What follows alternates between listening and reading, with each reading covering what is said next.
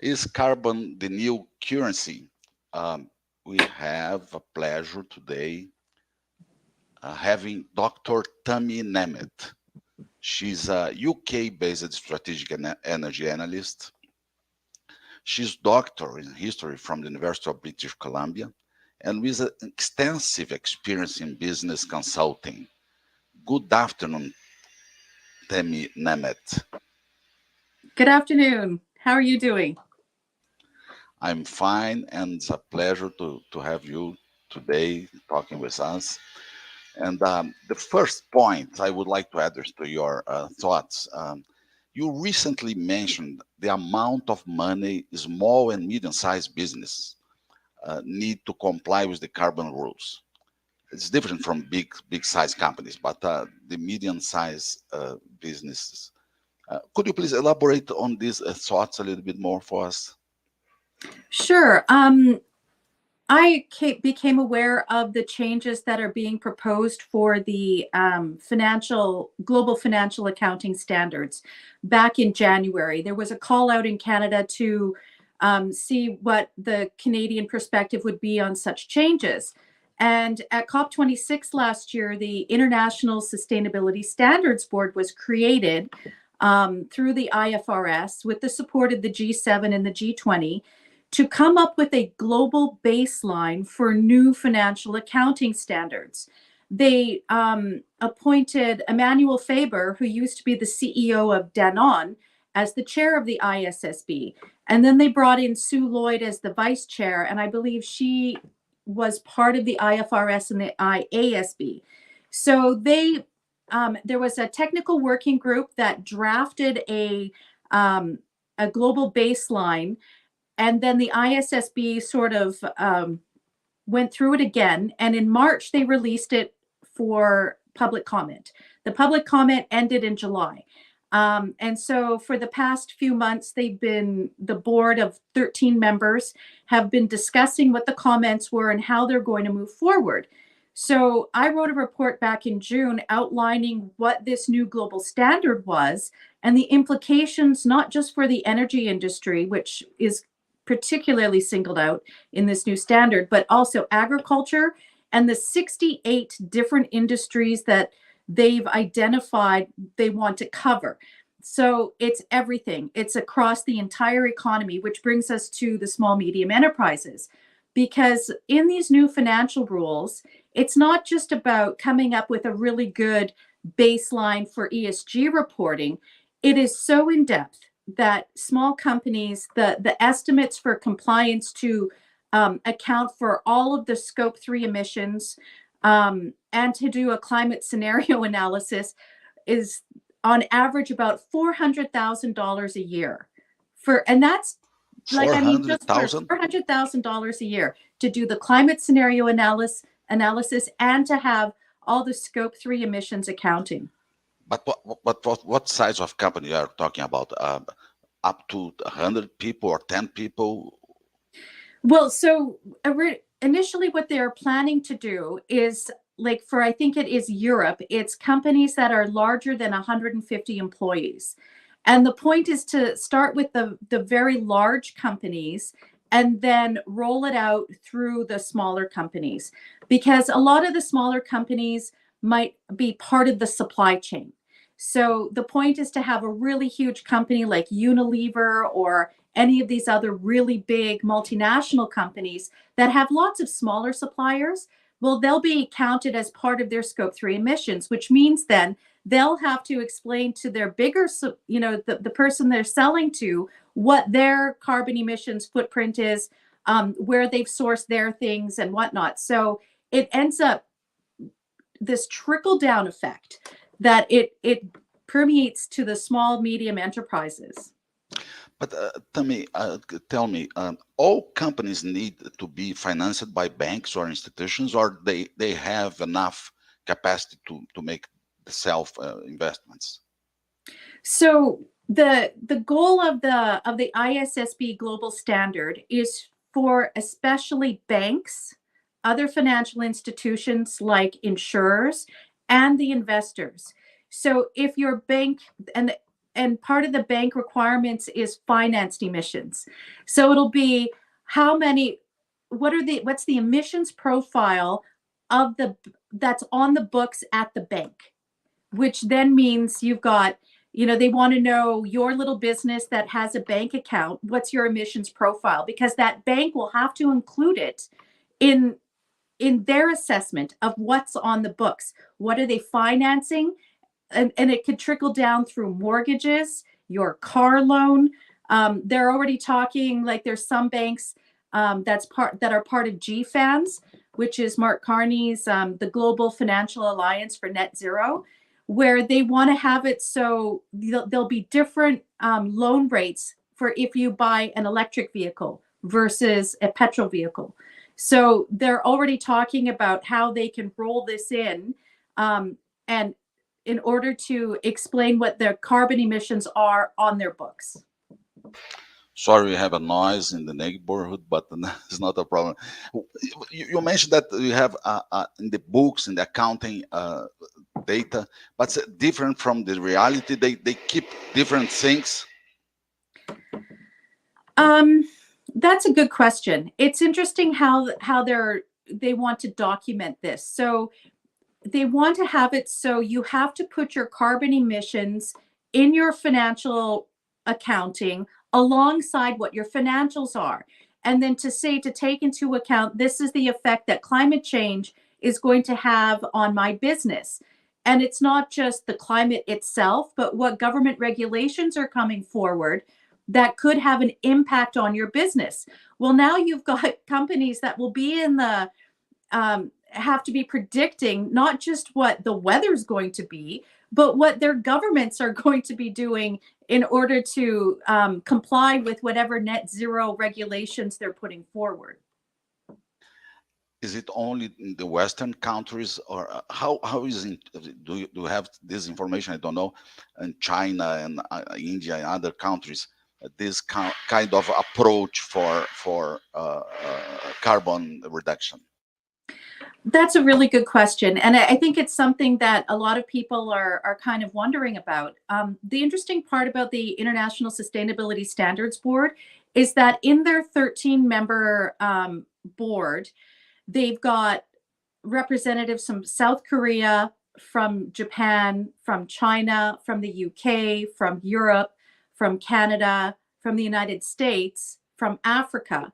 So they're trying to say that this will apply to every country in the world. But as we saw at the G20 this past week, the world is quickly being split into two. So we have the West on one side, and then we have the rest, which is led by the BRICS, Brazil, Russia, China, India, and South Africa, and the African nations, Southeast Asia, who are maybe wanting to do their own thing. What's interesting is that China is kind of playing both sides. They're part of the board so that maybe they can influence and help set standards that will, make more vulnerable their competitors and put them into a better position. So they're kind of playing both sides here. India, a lot of pushback. They have a lot of smaller companies and whatnot, and they don't necessarily want to be bound by these kinds of things. So it's difficult to try and pull these other countries in and try to convince them that this is something they ought to do. But again, it comes down to supply chains. And one of the interesting things that came out of the G20 this week was that they want to use the World Trade Organization and global-based trading rules in order to facilitate this accounting for everybody, that it won't just be the West, but it will trickle down to other countries that deal with the West. Because if you have all the major banks, all the major insurers on this bandwagon, they will force compliance through other countries, not just the ones in the West. And the dependence of the type of country. I mean, countries that are more focused on commodities, or other with more focus on technologies or military. What the difference for the carbon reduction? That's an important distinction, because as people have sort of realized, energy security ought to be a big thing. If you want to have your economy thriving, you need to have reliable, affordable energy. And as they've seen with the conflict with Russia and Ukraine, that's important. And I find it interesting how there's many companies in Germany, big industrial producers, who are looking to go elsewhere because they can't afford it. They can't afford to stay in Germany. But what these rules would do is make it that if you're complying with these financial accounting standards, you would have to take into account the emissions of what you're producing, the emissions involved in people using your product. And for oil and gas companies or hydrocarbon companies, mining companies, and so on, what are the embedded emissions in your reserves? So what will that do to investment? It'll, the implication is that investment will dry up if these banks and insurers have signed on to GFANZ saying we commit to lowering our financed emissions. Well, if your reserves are counted as part of your emissions profile, what bank or insurer will keep financing further exploration and development, or even continue financing that which there's a good reserve? Oh, I can't hear you. Your mute's on. Sorry. Comment from Simplicio Freitas saying congrats and excellent. So thank you, Mr. Simplicio. Thank you. Temi, another point, you mentioned a different type of businesses and the carbon related with this. When you see for renewables, for instance, the upstream process for renewables energies, I mean, mining, minerals, what's your thoughts about this point? So one of the selling points for having this global standard is they throw out the idea there that it's going to be equally applied to all industries. But if you look at the details of what information they're requiring, hydrocarbon companies will have to account for everything along the supply chain, including for somebody consuming or combusting the fuels. They have to count that as part of their Scope 3 emissions. The entire supply chain. The entire supply chain, including how things are disposed of. Right. But for example, wind turbine companies, they only have to account for the emissions in the blades and in the nacelles. But the stem and the platform, the huge concrete platform, they don't have to account for. So most of the emissions involved in constructing a windmill are in that concrete base, and that doesn't have to be accounted for. Yep. And they also don't have to account for what happens when those windmills are over, how you recycle them. Don't have to account for that. But hydrocarbon companies have to account for the retiring of their wells, yes, and all of the infrastructure associated with it. So there's a huge disparity between what they're requiring of hydrocarbon companies and what they're requiring of renewables. Like with solar panels, they don't count all the mining and whatnot that's associated with that. It's entirely different. They account for the water involved in making them, but that's it. Yeah, and the minerals are coming from China, 90 or 80% of the cobalt, lithium. So do they have in account this part of the process that they buy minerals to let's see, to manufacture the plates, and so that's the point. Right. So far, no, they don't. But it's still in the process of being finalized. But my understanding in listening to hours and hours of the board debating these things, yeah, is that it's very clear the primary goal is to divert the investment from hydrocarbons into renewable energy. That's the real push, is to make it so unpalatable to fund hydrocarbons, coal, oil, gas, whatever, and associated infrastructure, that it all needs to go towards the renewable investing. So that's what they were saying at COP27 these past few weeks, and what they said at the G20 as well. The results of this COP27. Next week, for sure, we have some news about this, the conclusions of them. So, Mr. Shelton saying something, enjoying this from Texas, home of energy and sustainability. Yeah, for more time.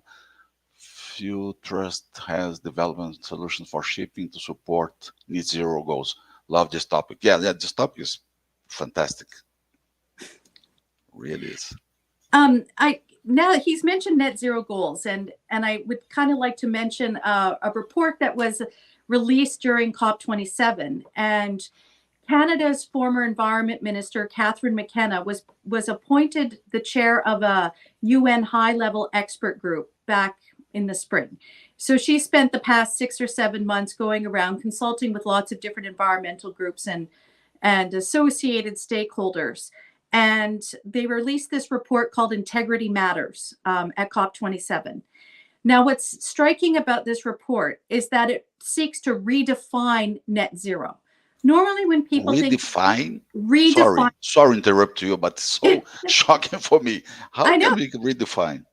So right now, people think of net zero as, okay, if I'm emitting, if I do carbon capture or some kind of carbon technology, then as long as it's balancing out, I can continue producing, right? So people believe that if you have an oil company that can capture the carbon like they do south of Weyburn in Saskatchewan, Canada, if they can capture it, put it back in the ground, and basically cancel out their emissions, so it's net zero. That's what people think of it, with carbon offsets, carbon sinks, that kind of thing. Then we can continue using hydrocarbons as long as it balances out. But this new report has 5 basic principles and 10 recommendations to completely redefine net zero, where it means that hydrocarbon companies need to be phased out. Oil, gas, coal need to be kept in the ground. That's what it's recommending. So it redefines net zero as being absolute zero, meaning there can be no emissions from hydrocarbons at all. And it talks about how to phase it out, how to convince cities and regions to use regulations within their various jurisdictions to end all production of oil, gas, and coal. And it uses the word in I think it's recommendation 5 is the really big one. It's 1 page, and they use end production 6 times. So it's not like you can misinterpret that, as being something else. They're actually saying they need to end it. So that's a very different conception of net zero than most people understand it to be. Let me understand. So hydrocarbon oil coal companies, so they are not responsible for all the problems you have with carbon. That's the conclusion? The conclusion is that they are responsible for everything, right? I mean, it's kind of like climate change is being driven by us having cheap, affordable, reliable energy, and therefore we have to keep it in the ground to stop the earth from warming. And that temperature they want to stop us warming to seems to change, from year to year. So originally it was 3 degrees, then it was 2 degrees. Now it's well under 1.5 degrees. It's just the goalposts are ever shifting. And with this new UN report, it's another goalpost shift for net zero. So. But do you agree with me that hydrocarbons, oil and gas specifically, will let's see, stay for a long time with us? I think so. I mean, it just makes sense because there hasn't really been a technological shift that would permit us to continue with our modern technological lifestyle and standard of living. There's been nothing developed so far that can allow us to continue on. Now, it's one thing to have nuclear power, and small modular reactors are a very interesting development. Japan's been working quite fastidiously on this for several decades with, I think it's a helium-cooled reactor, which is really fascinating. They put it online last year. China has an SMR, which I think is also helium cooled, that they started up back in September. So, I mean, there's developments there, but they take a while to build up. And then that's just electricity. So, what about all of the other products that we get from hydrocarbons? All of the different plastics and the different fabrics and so on. And Petrochemical, yeah. petrochemicals are huge. So, when they talk about keeping things in the ground, um, how does that work where they want to have your electric vehicle but you need it to be light, and what are you using to make it light? Right, it's going to be some form of plastic or whatever. So it's interesting that they want us to keep, there's certain elements that want to keep it in the ground, and then there's others who say, well, maybe we should phase it out. I was listening to a discussion by an analyst from Goldman Sachs who was talking about how there's System A, which is what we have, and it's the current energy mix that has made our civilization thrive and bring so many people out of poverty in the world than has ever happened before. And then there's System B, which is something else, but they haven't really worked out what that System B is yet, because renewables aren't enough, and renewables really can't do what we need it to do. And he made a really good point that until they had a really good System B, there's no point trying to take apart System A. But we're taking apart System A without having the appropriate System B in place, which is what's causing so much chaos in Europe and other, well, particularly Europe. But we're seeing a sort of shift in that direction in the United States and Canada, where they want to go down the same route as Europe. And as someone living in the UK, I can say, please don't do this. It's too expensive and is terrible for people. At the same time, Tammy, energy transition from one side, energy security for another side. So this balance must be very well calculated, because we have problems in Europe. For instance, let's see, less energy that they need, less gas that they need to petrochemical and other things. So this balance, how do you see this balance? Who can take care of this process? Countries, institutions like International Energy Agency, and how does it work for your perspective?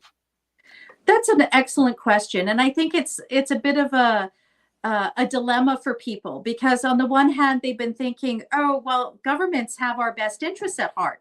You know, they're thinking of what's good for the national interest, what's good for the benefit of our people.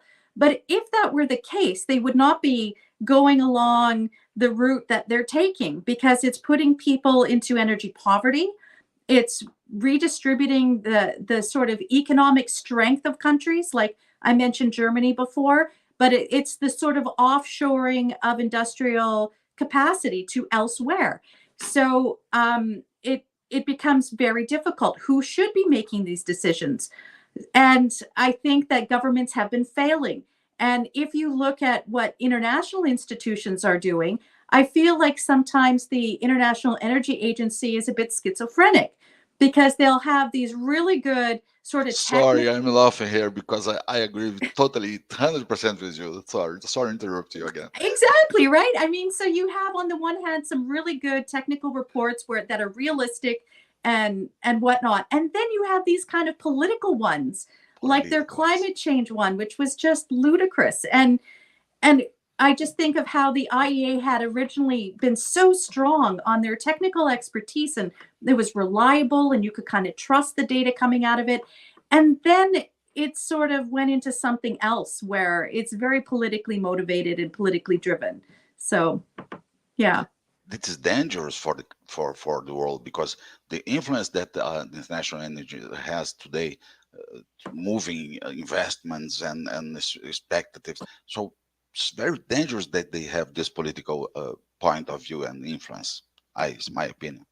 I agree completely. I mean, it's really sad how it's sort of fallen in some respects, and so people are looking for governments to make the right decisions with respect to energy security.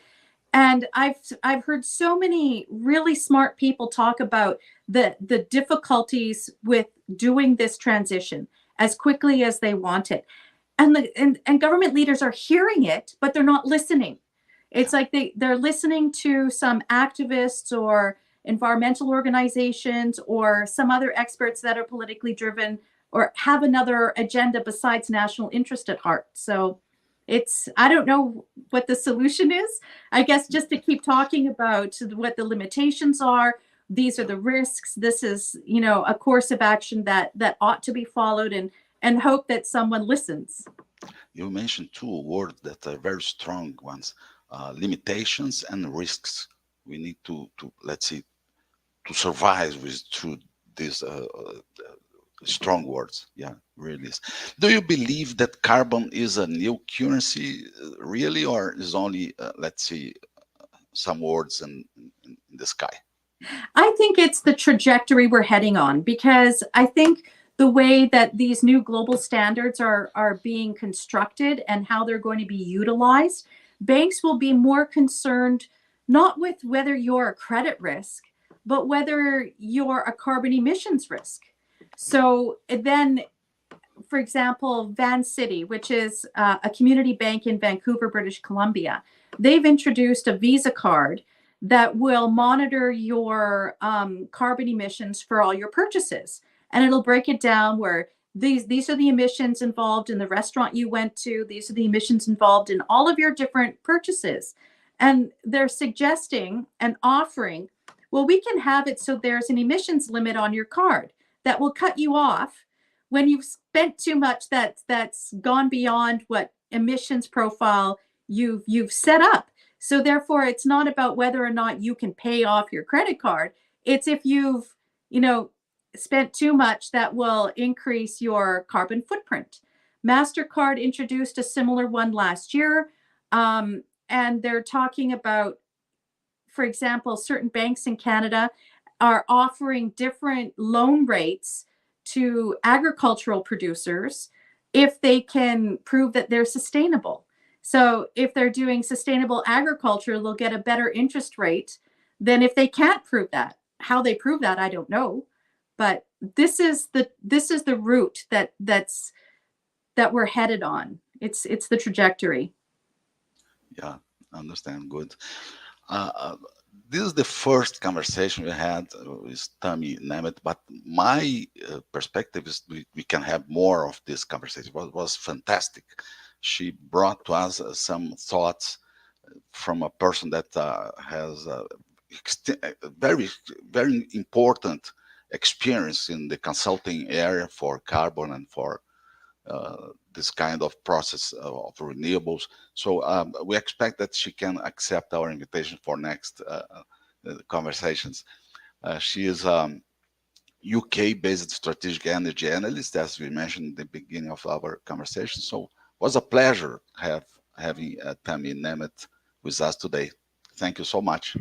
Thank you so much. It was great to share this knowledge with you. And please check out my webpage called thenemethreport.com. The report is there, counting carbon molecules. And I do some podcasts sometimes, so they're on there as well. Thank you. Could you please, Tammy, put in your LinkedIn post these links you mentioned now? No? Yeah, sure. Okay. Can you do? Yeah. Yeah. Thank you. Have a good day. Thank you very much. Thank you. Thank Bye. you. Bye-bye.